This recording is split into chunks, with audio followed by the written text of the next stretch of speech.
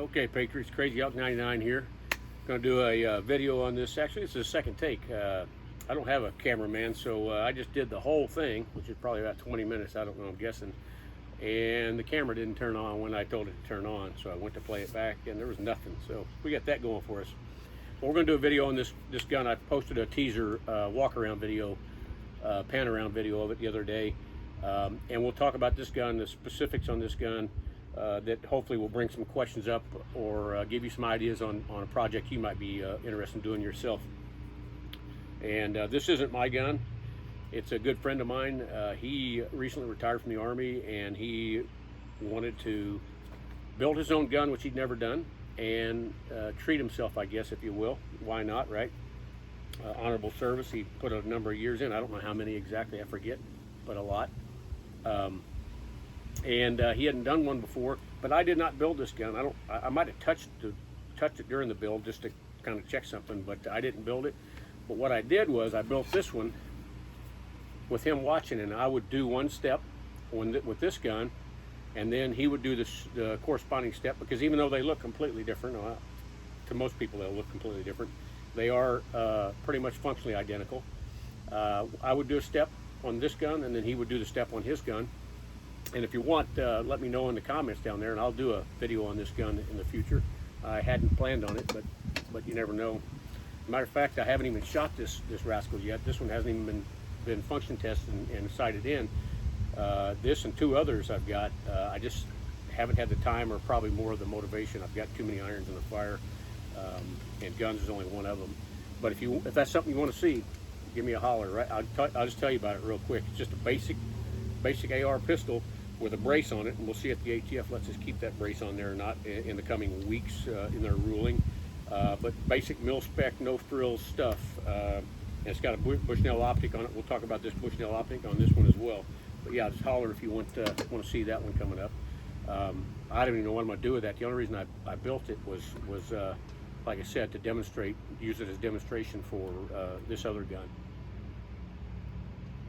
And so onto this gun, we'll start from the front. On the muzzle device, you got a VG6, that's the brand name. Their Delta muzzle device, I think they call it a compensator, but I'm not going to chime in on the compensation much. I'll talk more about it. I think it's more of a flash hider than it is. It looks like a A2 birdcage, which you'd see on an M16 or an M4, but it's a little longer than that. And as a flash hider, I think it's a great device. As a compensator, I'm not going to say it isn't. I'm going to say it's a 5.56 223 gun, so there's not a lot of recoil and compensation to deal with anyway. So take that for what it is. But he chose this particular device out of a bunch others that we talked about. He liked the looks of it and the idea behind it. And if you don't know what a flash hider does, I will guarantee you most of my followers or users, friends do, but it doesn't hide the flash from the guy you're shooting at, which is what the liberals think it does. So I'm surprised they haven't even tried to outlaw them. What it does is, if you're shooting in low light conditions, it keeps the flash, when you're looking down the sights or through your optic, it keeps the flash from blinding you temporarily, so you can get back on target. Obviously, if you're flash blinded, it's going to take your eyes a few minutes to adjust, or before you can get back on. That's what it's for. It's not so the bad guy can't see your flash, because he's still going to see that's coming out the end of the barrel if he's looking. So anyway, that's that. The barrel is a 16-inch barrel, 1-7 twist, 4150 steel. It's a SOCOM profile. The profile basically means, if you were just the shape of the barrel as it goes down, it's not like a solid cylinder. It's got some narrower sections and bigger sections. It's SOCOM profile. It's made by Brownells. High positive reviews on it, which is why we got it. It's a mid-link gas system, and probably not much we could say more on that. Nitrided finish on the outside. The handguard, again, not a lot to talk about there. It's a 15-inch Expo Arms M-LOK, so it's got M-LOK all the way around, and it's a full-length Picatinny rail on it. Nice, nothing special about it. It's solid, it works good. It does have anti-rotation tabs to interact with the receiver, so if for some reason the screws came a little loose, you wouldn't be off target maybe. Below that, we've got the Bravo companies. I don't know. I do have a cheat sheet here because I do so many of these firearms that I don't want to lie to you. Um, I know it's a Bravo company. Uh, yeah, it doesn't say it's a Bravo company. It's an angle. I don't know if they call it angled or not, but that gun's level, so it does have a little angle on it. I think it's just a vertical grip. I don't normally run a gun with a vertical grip, holding it like that, like some people will.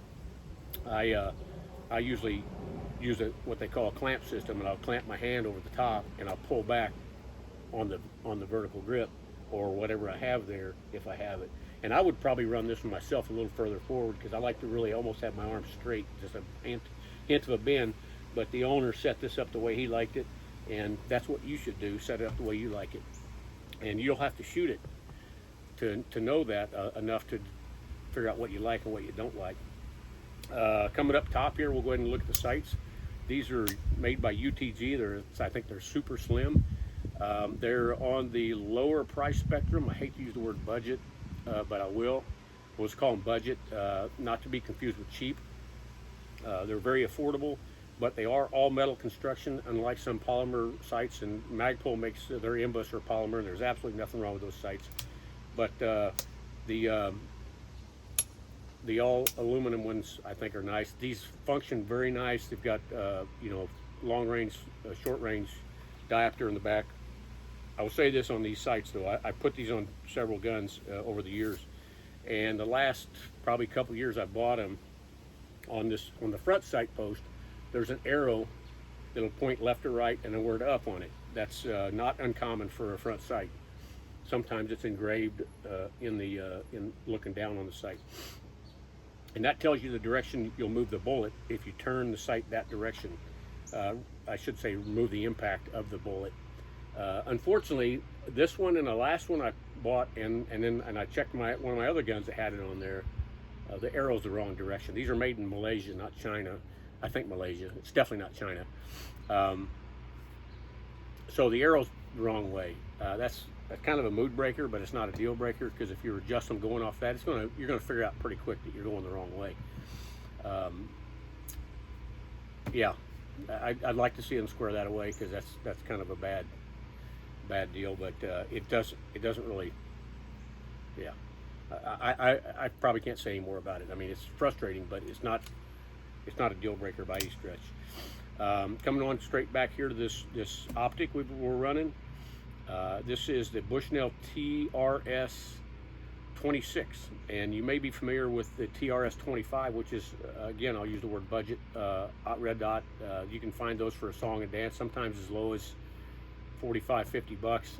And I've put those on several guns. I've got them on a 12 gauge, tactical 12 gauge I have, the TRS 25, predecessor to this one.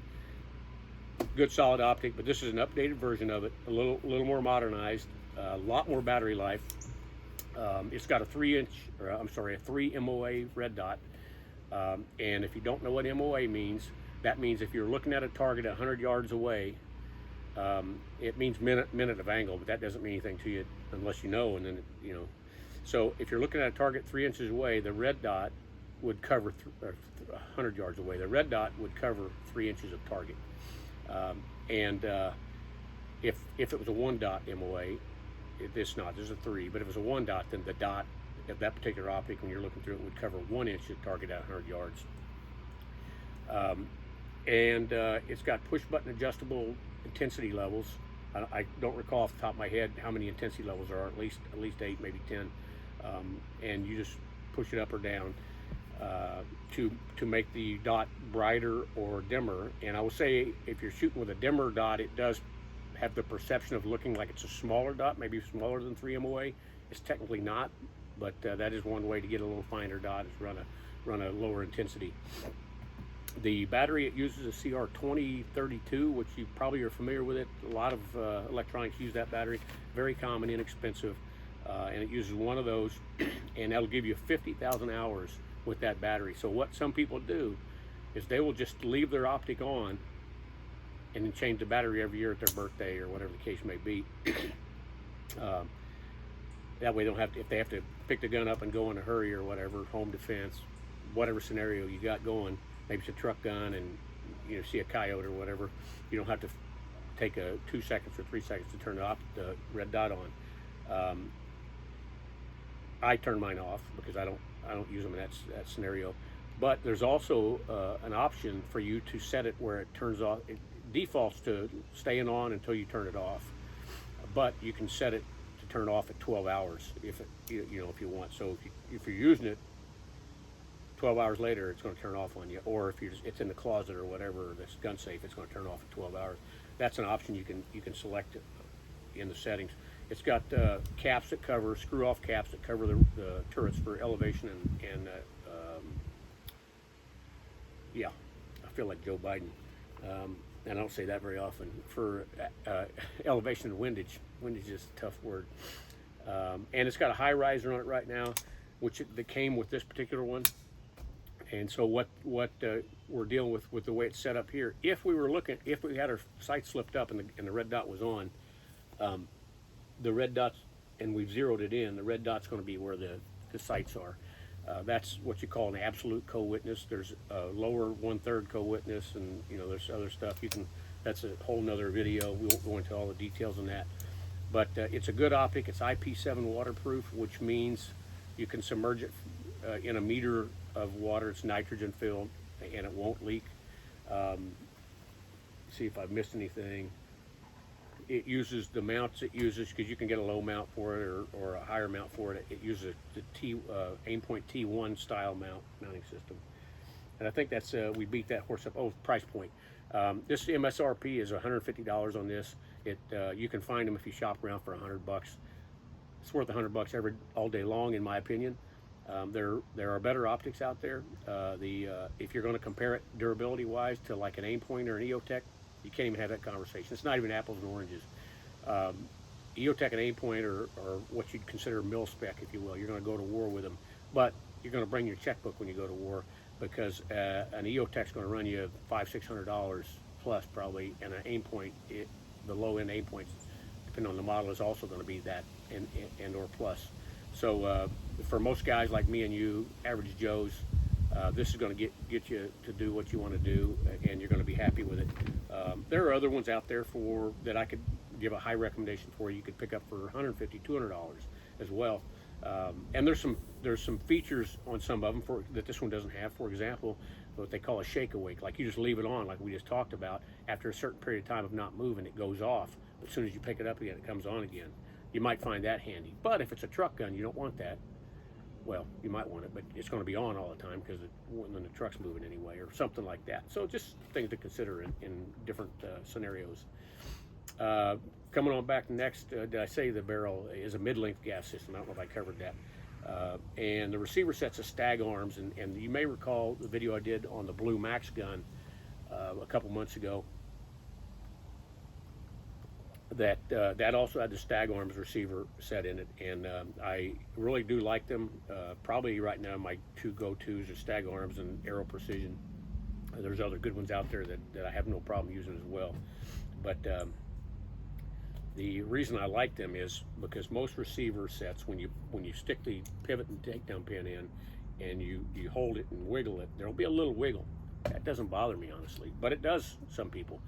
So what companies like Stag Arms now and Aero Precision, and I'm sure others have done, is while you're assembling the gun, before you put the pistol grip on, there's a screw with a polymer tip on it that you can adjust, and with the receivers together and the pin in, you screw it until and it pushes up on the bottom of the boss or whatever that the pivot pin goes in on the upper receiver, and it kind of pushes up on it to take that play out. You can't make it very tight, or else you won't be able to get the pivot or the takedown pin in and out. But it's, right now I've got very little in it where I can get the pin in and out if I want to. If I tighten it just a little more, I'd have a hard time getting the pin out and putting it back in again. So that's a really nice feature. Otherwise, it's pretty much a mil spec receiver set. Not too much to talk about on it. This Strike Industries Polyflex trigger guard we've got on here, as opposed to the mil spec. The mil spec trigger guard is just a little piece of straight metal that goes there that I think looks terrible, but Eugene Stoner designed it brilliantly, but that part did not serve the test of time in my regard. And this is kind of gives you a little bigger area in your trigger area if you have big fat fingers, which I don't, or you like to shoot with gloves for whatever reason. You got that going for you.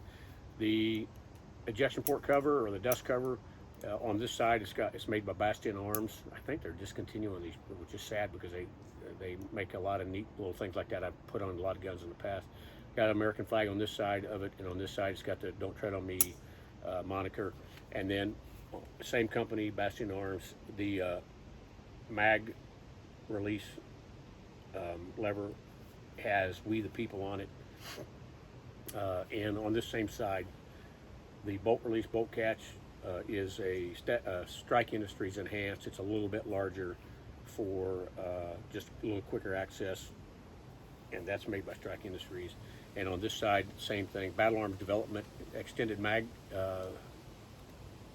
button paddle, so it's a little bigger than the little tiny, not tiny, but the normal mil-spec size mag release button. Otherwise, the lower parts kit is pretty much standard mil-spec stuff. Not an ambi safety. He didn't want an ambi safety on this, so it's got a single side mil-spec safety on it. And the trigger is Palmetto State Armory's polished trigger, and it just adds a few dollars to the build. But it is a noticeable improvement over just a standard mil-spec trigger. So when you're pulling the trigger, it doesn't have a lot of grit or much noticeable grit in it. Very little take up, and you reach a nice wall, and then it's got a nice break, and then a nice reset. It is not going to be a Geisley trigger. You're not going to compare it to that by any stretch of imagination, but it's a noticeable improvement over a standard mil-spec, and it's a nice addition without breaking the bank. Doesn't add much to the build, cost-wise. This is a Bravo Company Mod 2 pistol grip, and it has interchangeable, I think palm swell is what you call this piece right here. You can make it fatter or skinnier for to size your hand, but it's a nice grip. It's got a storage compartment at the bottom of it as well. The charging handle is a Aero Precision standard mil-spec charging handle with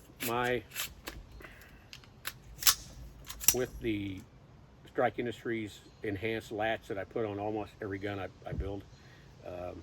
I don't that little pistol AR that we showed doesn't have it because, like I said, I didn't put any bells and whistles on that. But it's nice. It gives you a little better purchase, a little better grip to get the charging handle, but it's not so big like some of them are that it gets in the way.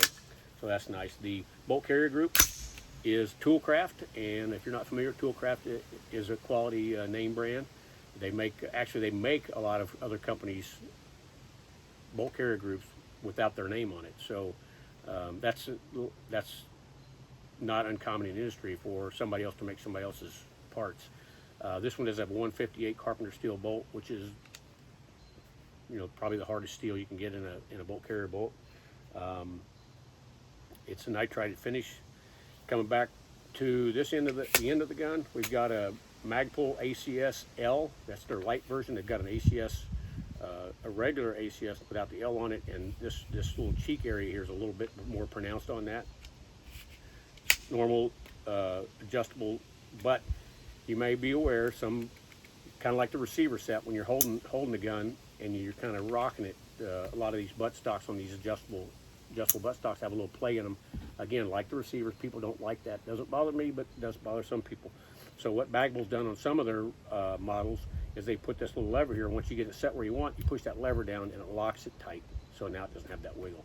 And then if you want to adjust it again, you just grab your adjustment lever and it unlocks automatically. So it's a nice butt stock. It's a little bigger than some, not as big as others. And on the end of that, we've got a Limb Saver butt pad that is made for this stock, and it actually works on a couple other Magpul stocks as well. It replaces the standard butt pad that was on this stock. It adds about a 1/4 inch, which is primarily why the gentleman wanted this one on there, but it's also kind of spongy. So it's going to make shooting a gun like this kind of like shooting a 22 caliber rifle, 22 long rifle.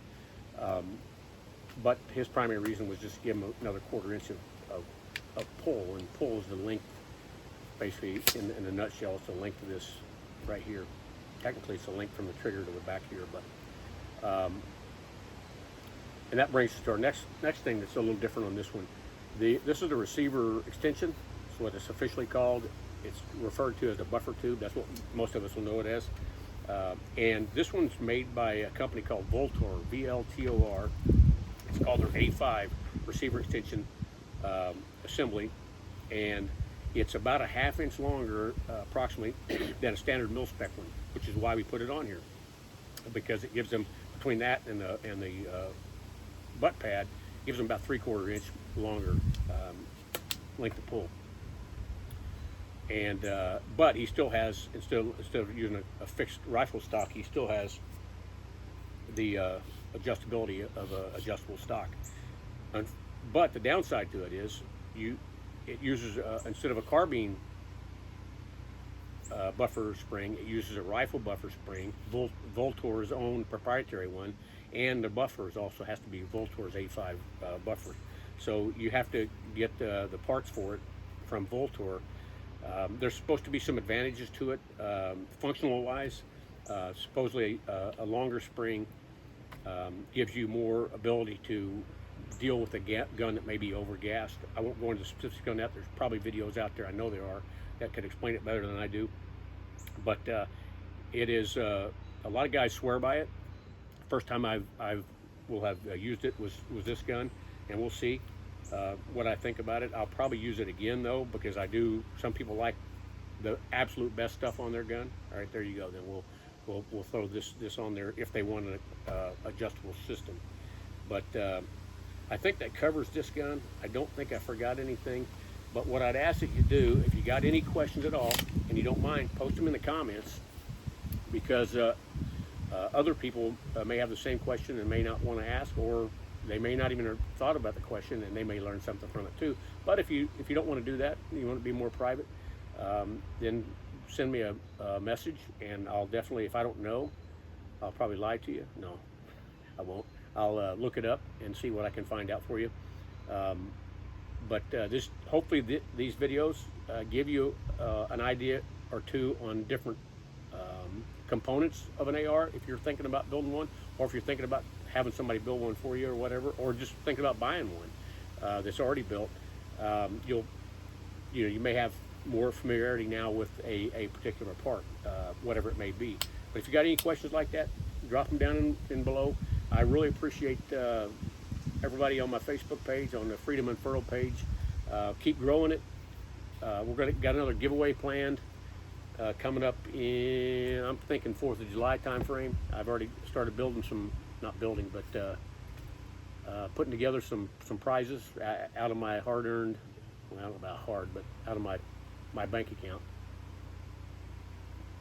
Same thing with my YouTube followers. I don't have a bunch of those. Consider following me, CrazyHawk99 on YouTube. I don't get a penny, and I mean that, from YouTube or Facebook or anybody else for that matter. Nobody's ever donated prizes that we've given away. I just like to camaraderie of like-minded people, constitutional conservatives, or if you're a libertarian, or if you're the rare liberal that may be following the channel or the page. I doubt it, but if you are, I respect that, and hopefully we don't go to any lengths to offend you guys. But it's good to get back out here doing some videos. I've been away from it for a while. I'll try to get another 1 or 2 out before too long. But I hope you guys have a good rest of your day, and thanks for watching.